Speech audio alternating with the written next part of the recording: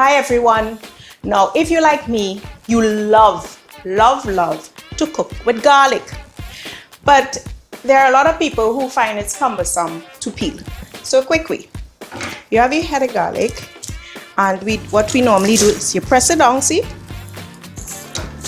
Take all the extra shells out, put it aside because we don't need that.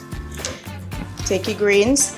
Now, you take your knife, the flat side of your knife, slightly mash it.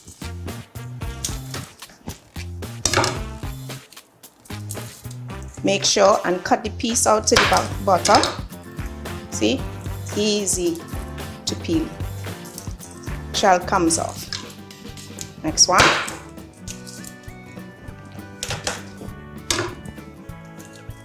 Easy to peel.